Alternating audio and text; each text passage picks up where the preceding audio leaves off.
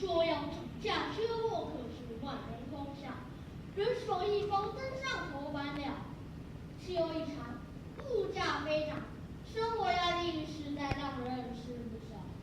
想一想，这追根究底，是哪节能减碳环保没做好，气候环境才会变不好。不浪费，要动脑，少用厕纸，来把森林保护好。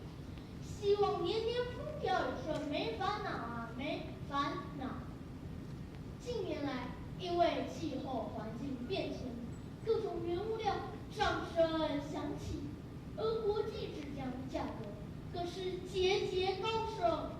这可能平时看起来一点也不起眼，但却很重要的卫生纸，也是洛阳纸贵。各大超市卖场货架上的卫生纸，不管是大包小包、长的、方的、圆筒的、平板的，都因为预期涨价心理而成为各路人马盲从抢购的唯一目标。这件卫生纸之乱，让那平时就将死生置之于度外，以环保为直至的爸更是忧心忡忡。于是他开始了一个名为卫生纸减量救雨林的行动。我爸爸他这样说：少用卫生纸，用毛巾、手帕、抹布取而代之，这省钱又环保。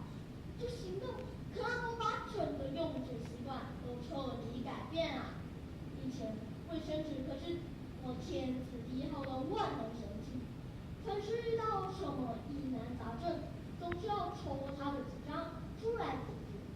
像是剪完指甲后的碎屑，塞在浴室的毛发，桌上的小污渍，连被拖鞋打扁了蟑螂都要由它来善后。甚至生活上十四亿事物，不管是眼屎、鼻屎、耳屎、肚脐屎，甚至最重要的拉屎，都一定要有它。可是现在可行不通啦。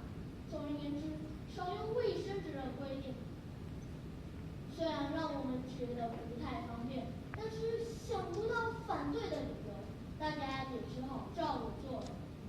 几天之后，在一个周六早上，妈妈正在厨房准备午餐，我和我爸坐在客厅，看着新闻报道时，老爸突然从沙发上跳了起来，嘴里大声嚷着：想不到全球每天用掉的卫生纸相当于27000棵树，这样天量的需求使得全球雨林面临大量的砍伐与破坏。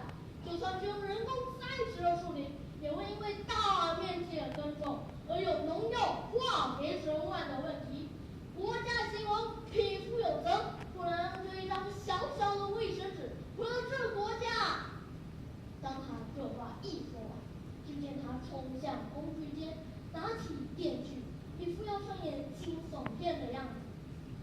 妈，老爸拿着电锯，一副手起刀落的，好像是要找卖卫生纸的理论啊！您快出来啊！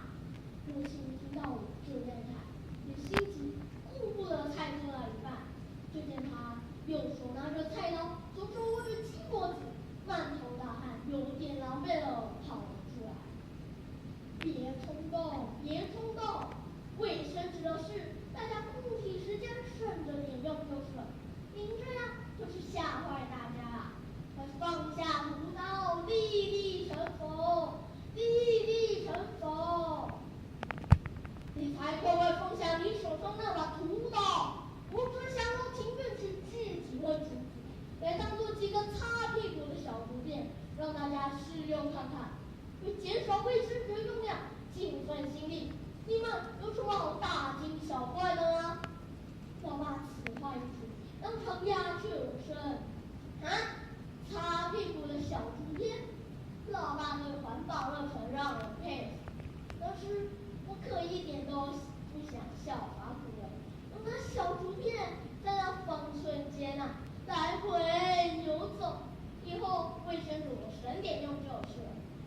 妈，您手上菜刀和鸡，我帮您拿着，我们赶紧回厨房吧。别烦老爸，让他好好的把这件事情完成，有始有终。陈伯